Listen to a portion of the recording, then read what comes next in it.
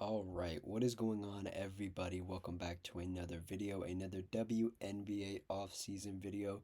This is a special one. We're going to talk about the 2026 WNBA draft. We're going to talk about all three rounds. Obviously, the first round, we're going to go in depth. The second round, talk about a couple players I like. And the third round, we'll just go over it, talk about a little bit, maybe some names that pop up that I recognize. And yeah, this was a very special night for all these players. The top five are in front of you right now. But I do want to give them all their flowers and give them all the positive stuff that they deserve because it's the best night of their lives. I will try not to be too negative. We'll save the negative stuff and the team stuff, the general team stuff, the whole team stuff for the preseason breakdowns of teams and stuff when I do that for the WNBA. But particularly in this video, I want to talk about the draft picks fit with their team. Is it a need that is there a need on the team that they can fill? And how much are they going to play? Are they going to be like a starter, a role player, a bench player? Who knows, right? So that's the stuff I want to get through in this video. So yeah, if you like what I've said, like the video. If you have any opinions, comment it down below. And if you just like the vibes, consider subscribing. Let's get through the top five picks here, and then we'll go in descending order, talking about all the stuff I said just moments ago. So number one, you had AZ Fudd out of UConn going to the Dallas Wings. Number two, you had Olivia Miles out of TCU going to the Minnesota Lynx. You had Awa Fam Tiem from Spain going to Seattle. You had Lauren Betts out of UCLA going to the Washington Mystics. And you had Gabriela Jaquez, national champion with UCLA, going to the Chicago Sky at 5. So let's dive into this AZ stuff. And moreover, I want to say this has probably been my most in-depth draft process I've done for the WNBA, watching some of these players all the way dating back to like 2 years ago now, and forming my opinions on them. And my opinions have been very documented on this channel. And you guys know how I feel, so I don't have to tell you guys how I feel too much. My biggest concern with the Dallas Wings taking AZ was the fit. And I was like, why would they take a guard? They lack so much at the forward spots and the center spots. Why would they take AZ? They need a big, like, at many, I won't say 14, 16 months ago, I was like, they should take Lauren Betts. That'd be a really good pick. And then I kind of cooled off on Lauren Betts, and I was like, maybe they should take this girl Awa Fam out of Spain. She's really good. She can play a forward center combo. And that's who I kind of landed on, who Dallas should take. I campaigned for them to take Awa Fam all year. Most draft boards had Awa Fam as the number one pick for months before the draft, and then weeks before the draft, and then right before the draft happened, it became AZ at one. And Dallas did the thing. They took AZ with the number one pick. Congrats to her. Dallas gets two number one picks back to back, both out of UConn. And to their credit, they did address some of the positional stuff that they needed to do. My biggest thing with this draft in particular was getting Paige somebody who can play with her. And in my mind, when I think about basketball, personally, I think about when you're starting a team, I want one good guard and one good forward slash center. That's all I need. And then the rest of the team, I can fill it in. And that's what I thought the Dallas Wings were going to go with. I thought maybe they would go a little more traditional, and with a new head coach too, who's a first time WNBA coach, professional coach, or first time professional coach, I believe as well. I was like, maybe they'll go a little more traditional. They'll do what they need to do, and they'll fill out the roster with free agency stuff. Well, they did fill out the roster with free agency stuff, and they brought in the reigning Defensive Player of the Year, Alina Smith, and that fills a hole. So I'm like, okay, AZ and Elena. Maybe they still take Awa Fam. Maybe they surprise us all and take Lauren Betts. And then it became increasingly more clear that, especially because they re-signed Enrique as well, that they wanted to do the three-guard lineup, that being Paige, AZ, and Enrique. And I'm not the biggest fan of this. I don't think it's the right move on paper to try to run those three players out there. If you dare, maybe bring Enrique off the bench. Maybe it could work. I don't think it's a long-term solution. obviously the future is AZ and Paige in the backcourt, and then Elena, and then whatever else the team can roll out there. I don't understand. Well, I understand it. It's asset management. You keep Enrique on the team so you can asset manage her. You trade her in a year, 3 year, 2 years, 3 years from now, and you get some value for her to add to this team. And the core now is Elena Smith, AZ Fudd, and Paige Beckers. And you bring in whatever other talent you have. They also brought in another draft pick that we'll get to later in this video. But you bring in this younger group. You bring in some experience with Elena, who's been around the block a couple times, and I start to understand it a little bit. And what Paige really also needs is somebody who's a consistent shooter, who can play a little bit of defense. I'm not sure AZ's defense is gonna translate immediately to the WNBA, but at least she has that gear in her. She has that motor in her to play a defensive role when her shot isn't going. Um, I hope her shot is consistent, at least more consistent than Enrique's. But overall, I think if I go look at their team right now, as we have it, because free agency is still going on, but um, if I go look at this team right now and I think about it, and I'm gonna pull it up here for you guys. Um, so going through the roster, you have Elena Smith, Enrique, Jessica Shepard, Awa Courier, Maddie Segrest, Paige Beckers, Isaiah James, JJ Quinterly, um, Shania Sellers, Lee Yuru, Grace Berger, and the AZ. And then you start thinking about starting lineups a little bit. You think you're probably, at worst, maybe going a little bit small ball. You would go like Paige, AZ, Enrique, Maddie, and like Elena. Or if you want to go bigger, maybe you do Paige, AZ, Maddie, Jessica Shepard, Elena, or Elena, Jessica Shepard, maybe. I've also forgot Lee Yuru on this team as well, so she plays some center minutes.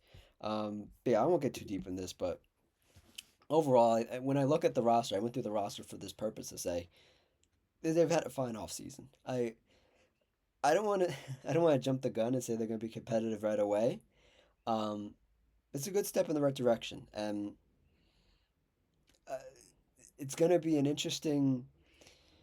We'll say 5 years because that's about how long things take usually for something to work out or not. It's gonna be an interesting 5 years for Dallas, their GM Kurt Miller, their new coach. See if he pans out. Um, Paige, Az, Enrique, everybody involved. It's gonna be interesting, and we will see. I will be keeping a close eye, and I won't say I'm not saying I'm gonna root for Paige and Az because I got my own team in the WNBA, so I'm not hopping on the bandwagon. No, thank you. But it's gonna be interesting, and I like interesting stuff. And speaking of interesting, at the number two pick, not a surprising one, but a surprising one, I guess. If you wanted to really do this draft before the national tournament, you would have said maybe this person isn't the second pick. But again, looking at the roster that the Minnesota Lynx, who have the second pick, were looking at, and the people they lost in free agency, and you know maybe probably Nafisa Collier is gonna be back before All Star break, and this team is probably gonna be bad for like the first half of the season. You need to bring in a young player who can play a little bit now, but also has a lot to learn. And somebody who I think in my last video where I talked about the draft, I was kind of critical of them, but Olivia Miles, um, bottom left of your screen, the second overall pick. I would not have guessed that the Lynx would have gone a guard 3 months ago. I would have said this pick was definitely either Awa Pham or Lauren Betts. Um, but seeing how things have transpired, seeing the timetable for Nafisa Collier, they had to make a decision whether they were gonna bring in a center and have the center try to figure it out, or bring in a guard and have them sort of try to figure it out as well. But the center spot being the much harder spot to play in the WNBA versus the guard position. The guard position you get some nights off. The center and forward spots you do not get a night off in the WNBA. So they bring in Olivia Miles out of TCU, And I, I don't want to say I was shocked by this because I did see it on the draft boards. I was like on the mock drafts and everything, and I was like, I thought about it, I was like, that doesn't make sense. Why would they do that? And then it happened, and I was like, oh my God, it actually happened. And I started thinking about it, and I was like, all the things I've laid out to you, and I was like, it kind of does make sense. And it's gonna be very interesting to see Olivia Miles try to do the things that she did at Notre Dame and at TCU when she has nobody to pass it to. This Lynx team literally has nobody on their team right now. They're one of these teams that like they're what do you call it? Their fan base is like panicking because like nobody has come to play for this team. Um, let's see. So for reference, Olivia Miles is going to be passing the ball to Courtney Williams, Kayla McBride, Natasha Howard, Dorka Eustace. Yeah, I think that's how you say it. She took a year off. Um, and that's it. That's it. Um, I'm not gonna go too deep into this because I want it to be a positive video. It's very positive. It was a positive night for all these young women. But man, that's looking rough out there. But the one thing that Olivia Miles will get is experience, and the experience of being on a bad team that has the potential to be really good is very valuable, because you get to learn the inner. Oh, I'm gonna use a big word. The inner machinations of a team when it's at its lowest point, and then hopefully when the team's at its highest point. And you think about maybe not this year, but next year, I'm gonna get to pass the ball to Nafisa Collier. You know, this team's gonna be better. It's gonna be me and Nafisa. I'm speaking as if I'm Olivia Miles. It's gonna be me, Nafisa Collier. They'll get somebody else. Um, I'm gonna have to share the backcourt with Courtney Williams, which let me tell you something, Olivia. She's gonna want her touches, and you're gonna have to give it to her. Um, but overall, I think Olivia's gonna gain a lot of experience this year, and this was not a pick that I would have thought they would have done 3 months ago. But seeing how things have transpired, why not? Why not take a swing? She's the best point guard in this class by far. I would guess. Yeah, I mean, I'm gonna look at it right now. I mean, the next best one was Kiki Rice. Yeah, you took the best one, so you get the best overall guard in this draft class, and you have yourself a future if maybe Nafisa doesn't come back the same, if Kayla McBride is still dealing with her injury stuff, if Courtney Williams just continues to trend backwards, you have a future at least, and that's what the draft is about, is having a future, which is very positive. And I feel like the Minnesota Lynx have had so many opportunities at a future, and every time they've had the window open for them to win a championship, it's closed right away, and they have to move on to the next thing, and this is the next thing. And I'm not saying the Minnesota Lynx window has closed. It's definitely closed for this season. Let's put it that way. Not closed entirely, but just for this season. So, and when the window's closed, you get to develop some talent. A lot of teams would die for that, to be able to have a young player in the wings waiting, um, somebody who's a little bit, um, how do I say this? A little bit more. Man, how am I gonna say this? A little bit more familiar with the ups and downs of what a team could be in Olivia Miles. So we will uh we will see what happens there. That's an interesting one. I'm not sure I'm gonna watch the Minnesota Lynx that much this year, but I will tune in to see some Olivia Miles and see how that offense goes, because Olivia Miles has done a lot with a little, but man, oh man, it's gonna be whew, that Lynx team is gonna be ugly. Okay, moving on. Moving on to something less ugly in the Northwest. Moving on to the third pick, Awafem TM. She added the TM during the draft. I was calling her Awafem. I think everybody was the whole draft process, and she added the second name to her back of her jersey. So Awafem TM goes to, I'm just calling it Awa or Fam or TM, either one. I'm not saying the whole thing. Um, she's going to Seattle. teaming up with Dominique Malanga and another draft pick that we'll talk about later.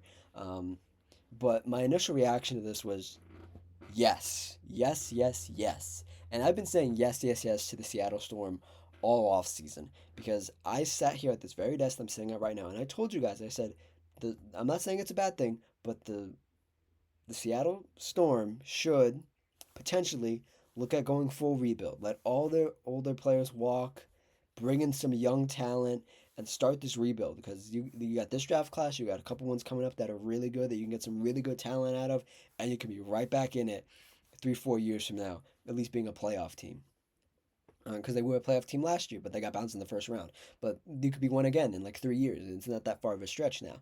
And Awa Fam joins Dominique Malanga, another draft pick, we'll get to later, and a couple other young players in Seattle. And I haven't seen anything, so I'm going to assume Awa's coming over immediately. She's going to play this season. She's not a draft and stash player. She's going to come over right away, which is amazing. Dominique Malanga had a amazing, unrivaled season. She looked really good. I really liked her. They got rid of their coach, Noel Quinn. They brought in another first time head coach who's going to have to work out an offense and figure out the offensive and defensive philosophies. But when you have a young team and you have a young coach, they grow together. And I think the biggest thing about Awa is that she's going to have there's no pressure to be good right away. She can take her time growing, turning into a player that could be really, really, truly amazing, I think, in this draft class. Um, because she's only 19. I think by the time she's 22, 23, some of the ages of these other draft picks in front of you, she's going to be borderline like all-star or an all-star. I truly do believe that, and Seattle's a great place to do it. Obviously, they have some really good development people there.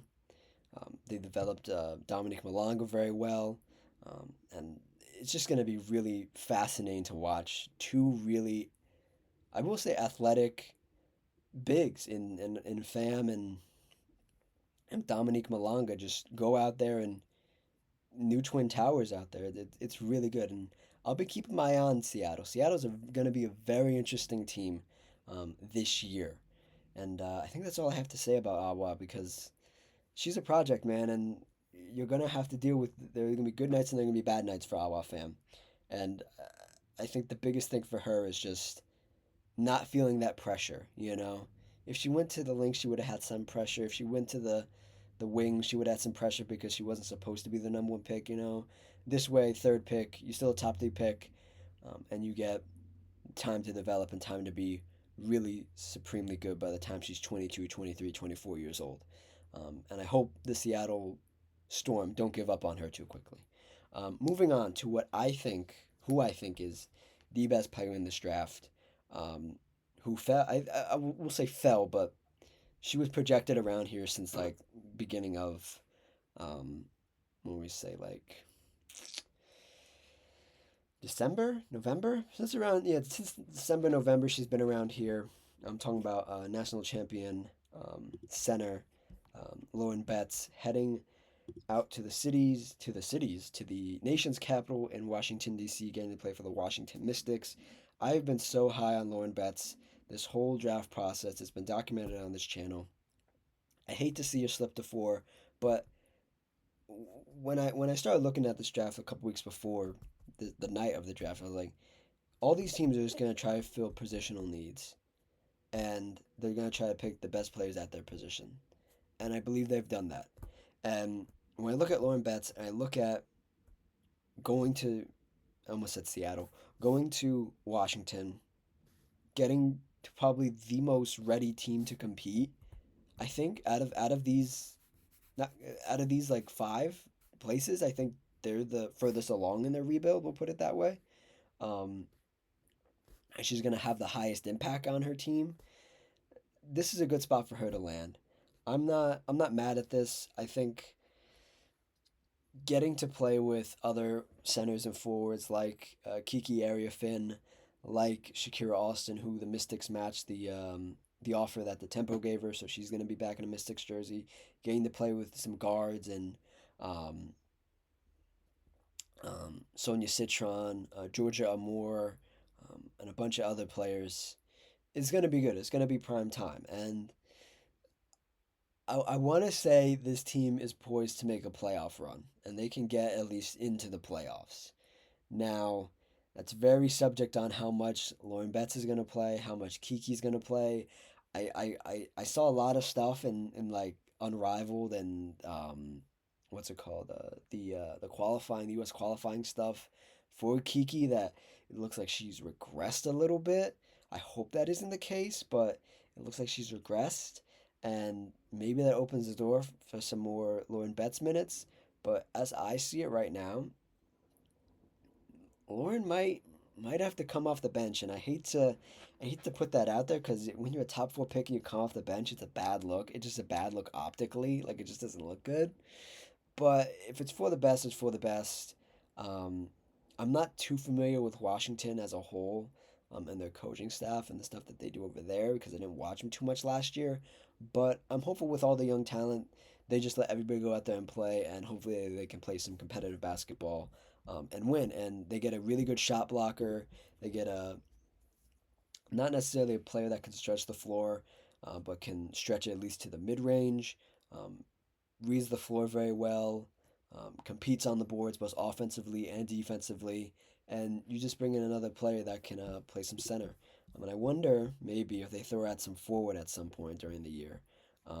If I go look at the Washington Mystics here, this is not in alphabetical order. There we go. Um, who they all have on their team at the moment. The team consists of Shakira Austin, Sonia Citron, Kiki Arifin, Georgia Moore, Lucy Olson, um, and not much else. Kiki and yes, Kiki's here, and then Lauren Betts. So they're gonna have to fill out the roster a little bit, but I hope my bottom line is I hope Lauren plays. I hope she gets a lot of time to play, and she isn't relegated to a bench the whole season. I feel like that would be disrespectful. So we'll see. I think here's my hot take of this draft. Right, I think I'm probably gonna be wrong about this, but I think Lauren Betts will be the first All Star in this draft class. Maybe AZ gets it for we'll say other reasons to be polite, but I think purely based off skill and all that stuff, I think Lauren Betts could possibly be the first All Star in this draft class. And that's probably not this year, probably maybe year two, year three, but yeah. Moving on to the last top five pick here, as we spent 22 minutes on four picks. That's exactly why I didn't want to do the full, the full freaking round and all that stuff. Just talk about the ones I know. Next one up, which I think I audibly, I don't think I gasped, but I went, oh wow, okay. When this next draft pick happened, the next one at five, um, the uh, the Chicago Sky with the fifth pick got Gabriela Jaquez, national champion. I had nothing but positive things to say about Gabriela Jaquez in my last um, video about the pre-draft stuff, and all that stuff stands. And she's going to, I don't want to say a really good place, but a really competitive team at least for 1 year. And she's going to be around vets. She's going to just be able to do whatever she did at UCLA, just at the next level. And I really do believe that she's going to be one of the higher level role players in this draft. And I know at five that's probably not what you want to hear, but it's the truth. I think that's her ceiling is a really high level role player. And there's nothing wrong with being a very high level role player because those players stay in the league, they keep a job, they're liked by their teammates, and they win championships. And I think that's what Gabriela Jaquez can really be. I'm not sure if it's going to be with this iteration of this Sky team or even if it's going to be with the Sky period. But for at least her first, at least her rookie year, and the rookie contract, she will be in Chicago, and we'll see what can happen in Chicago. And she's gonna get coached by Tyler Marsh, who is a questionable coach, but maybe with some vets and some better leadership at the player level, Gabriella can become a really good player and learn a lot of stuff. Um, and I have nothing negative to say about her really, at all, because she's not gonna be asked to do anything that she didn't do at UCLA. I don't think. You know? So that's it. That's the top five picks. Um, let's get through these next couple. I'll talk about them as I feel. They're not on the screen, so I apologize for that. I didn't want to crowd the graphic too much. So these next couple picks going from six all the way to 15 for the first round going forward now. Um, Congrats to the top five. Um, the one thing I will say about this top five is I think I was shocked with every pick, and I was like, but like I don't know why I was shocked because like again I saw Lauren Betts at 4 going to the Mystics on mock draft boards. I saw Olivia Miles going to um, the Lynx at 2, and I saw it like for a couple days before, and then when it happened, I was like, oh, they're really doing it. It's actually happening. And then when they hold up the jersey, it becomes like really real, and you're like, oh my god. Yeah, congrats to these five, and congrats to these next couple ones as well. Let's move on here. So, um, and then we have a trade to get to at pick number 8, but we'll get to there. Um, at 6, the Toronto Temple, the expansion team, get UCLA point guard or combo guard, I think combo guard, national champion Kiki Rice. Kiki Rice is heading up north to play for the Toronto Tempo, and this is a very interesting team because as of this moment, they're looking. I I think well, one I don't know if I've said this. I'll say it here just for the record. Um, Toronto's putting together a really good team, way better than the Portland Fire are doing. So congrats to the Temple for being a competent team. But looking at their roster right now, they have Marina Mabry, they have Brittany Sykes, they have Nara Sabali, they have Aaliyah Nye, pardon me, um,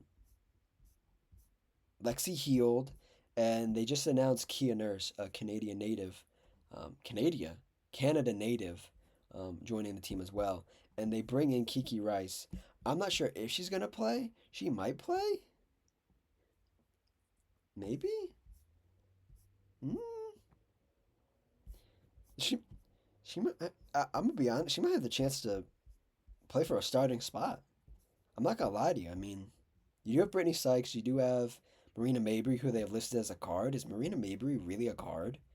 Is that what they ever listed as? I mean, I have to check that. That can't be right. Let me see here. She really does play guard. Oh my god, I didn't even realize she played guard. Huh. Oh my god, I'm looking. So I'm going on a side quest here. I'm looking at Marina Mabry's basketball reference. I forgot she played for the Sparks. And oh my god, yeah, and the Wings and the Sky. Yeah, that's nuts, dude. Um, Damn. Okay, so maybe not, but I'm holding hope. I'm holding that hope. I'm holding that hope. I feel like at a fair shake, she might be able to get at least like a 6 player role. Um, so yeah. Other stuff about let's see. Kiki Rice. She's kind of just like a do it all kind of guard. I mean, I talked about it a little bit in my last video talking about the draft, but she's a do it all guard. She could work on her 3 ball a little bit. She could work on some stuff, but being on an expansion team, being around vets like Brittany Sykes, who every rookie, every like player raves about as being a really good vet, is gonna be good for Kiki. And yeah, we'll see what happens with that. At 7, the Portland Fire took Iliana Martin Corion. Jesus, I butchered that. I am so sorry. This was confirmed this morning that she will not come over this year. She is a draft and stash, so you will not see her in the WNBA this year. And then at 8, we did have the Golden State Valkyries taking Flage Johnson. Keyword did. Um, then they traded her, and the Valkyries fans were not happy about that um, at all. I was slightly confused because I was like, um, because it felt like a really good fit. It felt like Flage could go to the Bay and be really popular and be really well. I hate to use word, but like just iconic, and like it's another step to keeping the franchise relevant, like the Valkyries as a whole, keeping like that whole vibe that they have going over there. It's a really unique vibe. It's a really cool like I don't want to say like football environment, but it's a football environment where all the fans are like into it. They're like in jerseys. They're in like costumes. It feels like like Oakland Raiders stuff. I'm gonna be honest. Like it feels like really. footballish, and it's like well, I'll use a negative word, but it's not negative. I promise. It's like cultish. You know, it's like if you're in the Bay, like, we'll say the Bay as like with actually like San Francisco, but San Francisco is San Francisco. But if you're in the area, right, you're probably a Golden State Warriors fan and a Valkyries fan if you like basketball, and that's really cool for the Valkyries. And I feel like this is a huge misstep, getting rid of Flage, who was gonna look really good in purple, because she wore it at LSU, and she was gonna get to wear that Valkyries jersey with the lavender purple. It's gonna look great, and then they traded her, and they traded her to the Seattle Storm. So Flage is the player joining Dominique Malanga and Awa Pham Thiem in um, Seattle. So we'll go back and talk about that. But I do have to find the thing that I saw here, because they tried to they asked the GM about the trade, and the GM said a bunch of hoopla. All right, so I have the Valkyries GM quote pulled up here, and she said, and I quote, this is from, oh boy, hold on, I gotta sit up here. Um, Omiya Nine on the Valkyries GM on the selection and trade of Flage Johnson. I don't have a lot of details to share. One, because I'm exhausted. Two, because I want to be very thoughtful when I'm talking about other humans and their basketball abilities and how they would or would not show up for our squad. That's the quote from the Valkyries GM. And the Storm GM, Talissa Rhea, on acquiring Flage Johnson. The opportunity to add Flage was really exciting and incredible for us. We did not think she would be available at that point. So the Storm GM basically finessed the Valkyries GM, and they have these graphics of Flage in the Valkyries jersey next to Kate Martin and Veronica Burton, and she looks great.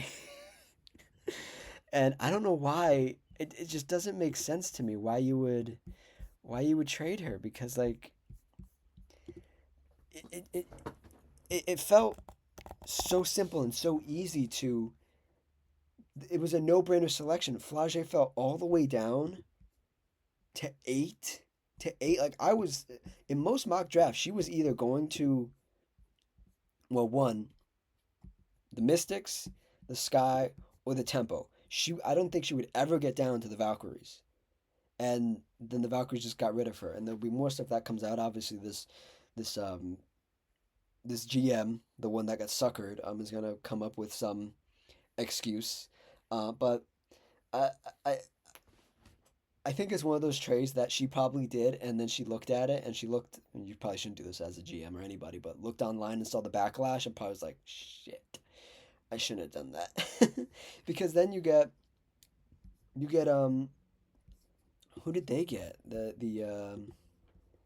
So the Valkyries got basically the first pick in the second round, which was Marta Suarez, who I really liked at TCU. I, I didn't like her that much though. Like what? Like like what? Okay, let me back up, because I'm making noises now, and that's not good for you guys, because that's not me talking. Let's look at this Valkyries roster real quick, right? And try to figure out why maybe Flage wouldn't fit on this roster. Is it because she's a guard? Like, I mean, like, you got Gabby Williams, really good offseason get. You have Veronica Burton, you have Kayla Thornton, you have Kia Stokes, you have Kate Martin, you have Jalen Salon, you have Ilana Rupart, you have Caitlin Chen. Like, imagine a wing duo, right? Just walk with me for a second, right?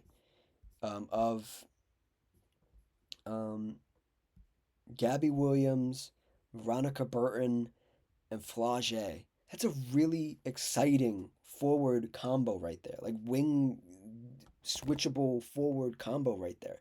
That's really good. And I don't understand why you wouldn't want that, because like, no offense, like Gabby Williams is a really good guy. I want a Gabby Williams on my aces. But like there's no like do they want to keep it just like playing team basketball? Because I'll tell you right now, team basketball can win you a couple games in the regular season. You need a star though. You need a star. I'm not saying Flage is a star. I've made my points about her and the negative things I've said about her are very obvious, and I still hold those feelings. And I think Flage at some point would have been a really good Valkyrie, but I don't understand why you wouldn't keep her because your one big free agent get was Gabby, and then you have a bunch of like I don't want to say bad guards, but like Kate Martin isn't a defensive stopper, isn't like some like as much as she would like to be, and the Caitlin Clark effect has taken a full send to another team. Kate Martin, um, Kate Martin's not that player. Like she's not. She might be popular, but she's not like that, you know. And like Gabby Williams brings like the French connection, cool. Veronica Burns a nice, cool player. Kayla Thornton's cool, you know. Kaylin Chen's cool, you know. But like Jotis Juse, um, is coming back. Uh, but I just don't understand the move. Like for one, the business side of it, the social media stuff, the energy she bring to the Chase Center.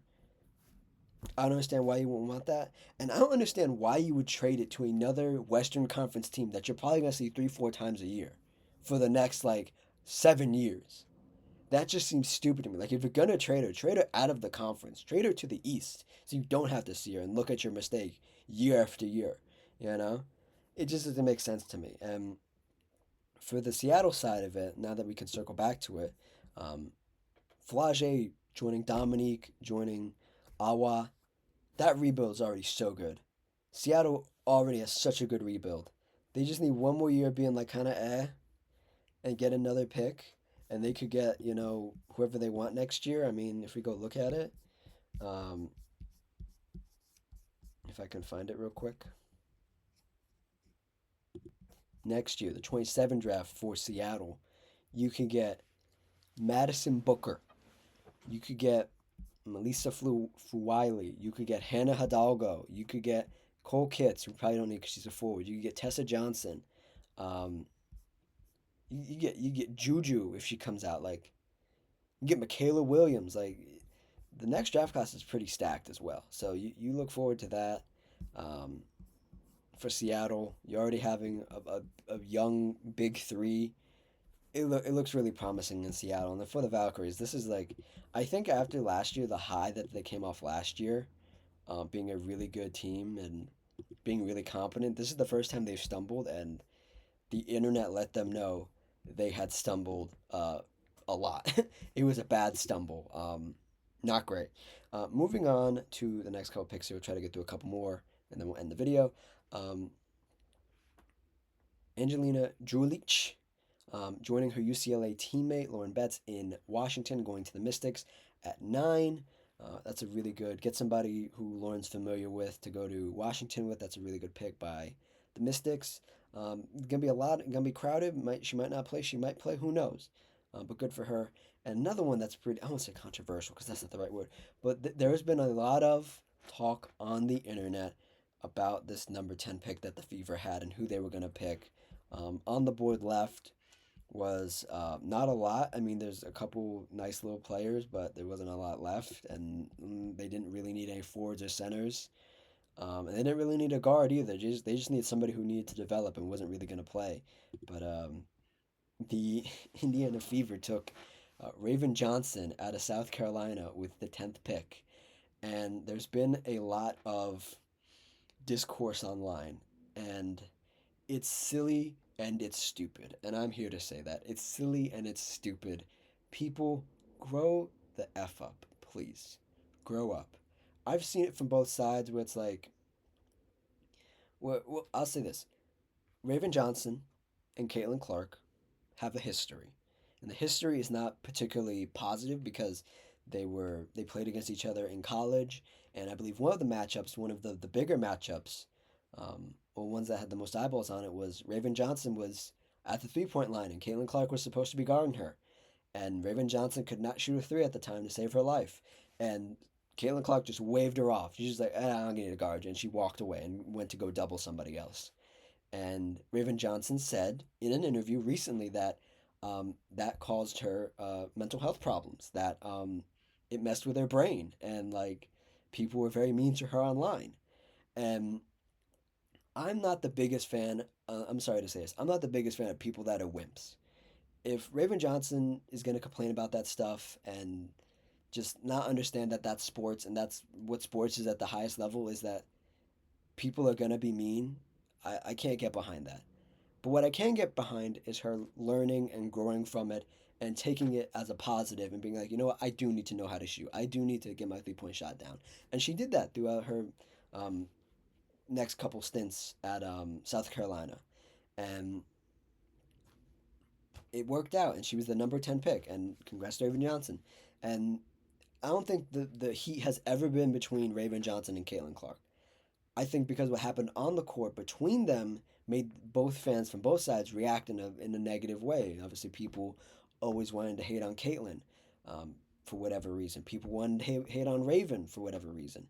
And now we've come full circle because time is a uh, time is flat.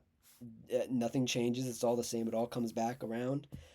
They're now teammates, and I've seen some just disgusting discourse from both sides, whether it be a Raven Johnson fan, a Caitlin Clark fan, or a neutral fan that's just a Fever fan who was a fan before Caitlin Clark even got there, and before Raven Johnson got there. Where like I've seen people that Raven Johnson's fans are like, oh my god, I'm so scared for her life. I hope she's okay in Indiana, acting like Indiana is like 1950s Boston, and she's gonna get like heinous things are gonna happen to her. That's not gonna happen, guys. It's not gonna happen. It's not gonna happen. If you play basketball well and you're a good player, Indiana loves you. They're not gonna do anything. It's not because of race. They only hate you if you're bad, and if you're bad, you kind of deserve to be hated on. But like if you're not bad and you play your role and you do the right things, they're gonna love you because Indiana loves basketball. And she joins up with her old South Carolina teammate and Aaliyah Boston, who's been in Indiana for like 3 years now. Nothing's happened to Aaliyah Boston. Nothing's going to happen to Raven Johnson. Raven Johnson's going to be just fine. And bringing it back to basketball, Raven Johnson is kind of what this team needs. She's going to play a lot of backup point guard minutes, playing some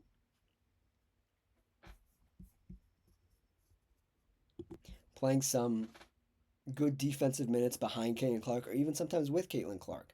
And that's a positive in my mind because Caitlin's getting the reputation of being a cone on defense. So if Raven Johnson can be that defensive stopper that they need, and they can really hone in on that. And I was thinking about this when I was thinking of stuff to say in this video. I was like, you know what Raven Johnson and Caitlin Clark could be in like 2 years, 3 years maybe? They could be like Kyrie Irving and Marcus Smart on the Celtics. They really could. They really could. Because, like, you're not going to ask Caitlin to do all the defensive stuff. You want her to be engaged defensively, but you don't not you're not going to ask her to guard the best guard on the other team. You could ask that of Raven Johnson though, and ask her, "Hey, we just need you to hit spot up threes and play defense. And if you can do that, you can start." And I think that'd be amazing. Um, yeah, that's the stuff with Raven Johnson and Caitlin Clark. Um, I think if the audio changed during that whole spiel, I apologize. I didn't realize the mic had died, so sorry about that. If there's some fluctuation in the audio for like maybe 5-10 minutes there, I apologize. Moving on here to the last of the first round. Um, Coty McMahon goes to the Washington Mystics. Nell Ngolma goes to the Connecticut Sun. Okut goes to the Atlanta Dream. Um, Tiana Marr goes to the Seattle Storm. And Gina Knebers, UCLA national champion, goes to Connecticut. A lot of these picks, like these two Connecticut picks, they're gonna be in Houston next year. So we'll see what happens there. I'm not gonna dive too deep on any of those because all these people were like projected late first rounders, and now we're gonna get through this last bunch here, in the second round. Go over some ones I know, and then we'll get out of here.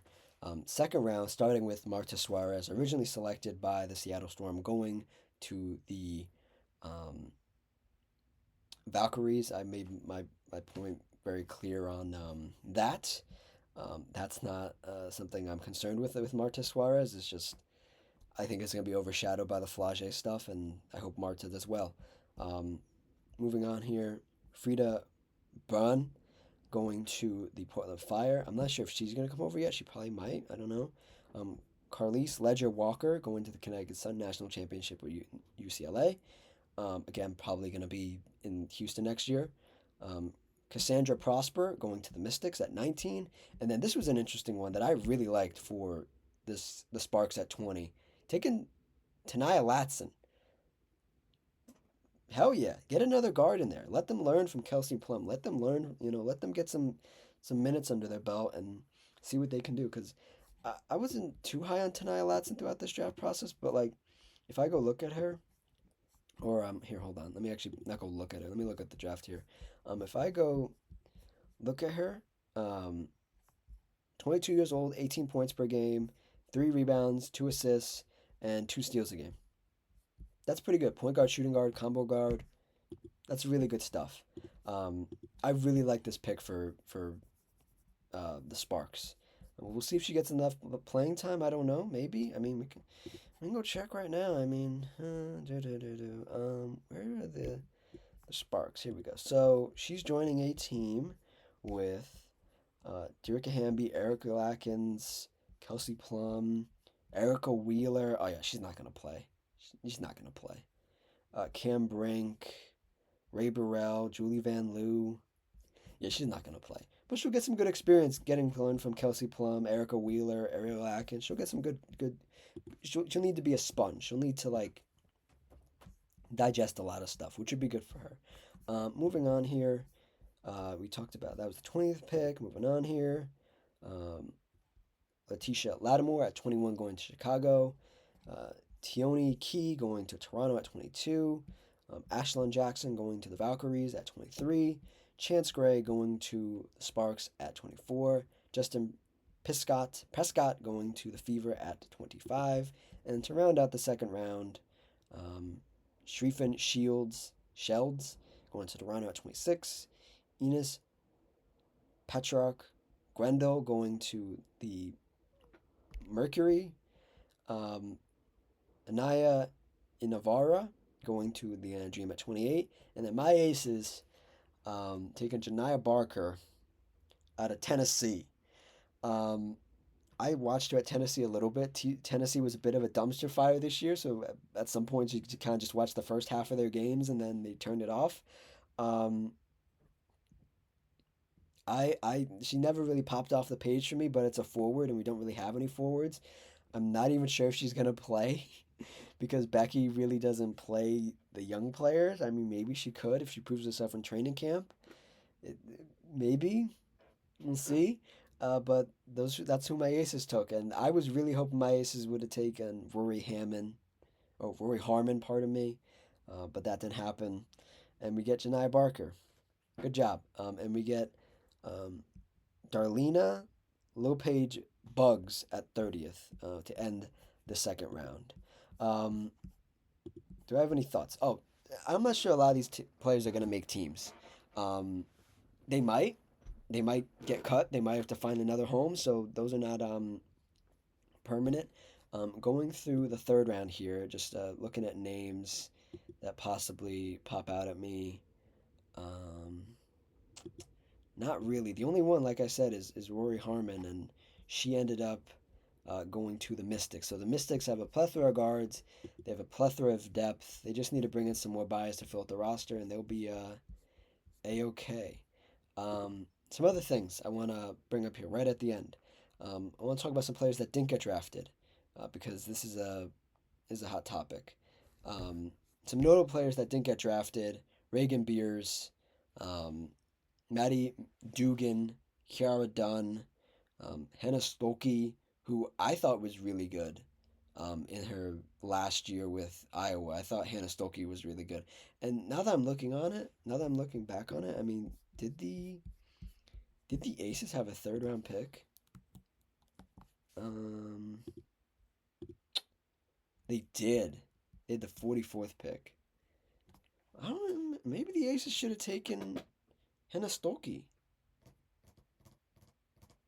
I would have liked that. That's a bit of a miss. I mean, now you can get it for free almost and maybe bring her to training camp instead. Think about that. Um, Anyway, those are some names that popped up to me that didn't get drafted for either obvious reasons, like their motor just runs too low, maybe they're not prepared for the next level. These are some criticisms of a lot of these players, and maybe some off the court stuff as well. Whether that be the type of fan base they bring, or anything like that. Um, that's up to the discretion of the front office and the league. So, to those who didn't get drafted, maybe we'll see you in a WNBA uniform at some point later down the line. But for now, you remain um, in limbo, and I hope you get a training camp invite at least. So yeah, that's it. That's the video. Um, Congrats to all the players that got drafted. I don't know if I'll ever do another draft process like I did this year around. Definitely next year, not for the NBA, but maybe we'll see. Maybe we'll keep our eye on a couple prospects next year as well, and we'll do some favorites all over again. But that really concludes the 2026 WNBA draft class, and it's been a fun ride, guys. You guys are professional now, though, and I have to root against you. Even if I liked you a little bit, I have to root against you. But yeah, that's it. It's such a wild ride. Thank you guys for joining me on this. These WNBA drafts videos and draft and just WNBA stuff is doing really well on the channel. So keep watching. I know this is a bit of a longer one. I meant to say at the beginning when I was like, this is probably gonna be a longer video, but I didn't want to jinx myself, and here we are anyway. But thank you guys for watching this WNBA stuff. Now we go on a little bit of a hiatus. Maybe there's some final free agency stuff, and then I'll talk to you guys again about the WNBA when we do some slight preseason stuff, and we'll talk about opening week, opening games, and all that stuff all over again. And we will start officially the 2026 WNBA season very soon. Stay tuned for my NBA stuff. There's a NBA video coming out later today. This is going to go up right away. So check that NBA video as well. And yeah, check out the playlist on the right. It's the women's basketball playlist. Check out my takes from last year, my takes coming up to this year. The video on the left will be some basketball related video. Check it out. And if you click my little icon right in the middle, a little subscribe will pop up, and you can click that to subscribe. I would really appreciate that. You can like and comment as well, and I will see you all next time. Cheers.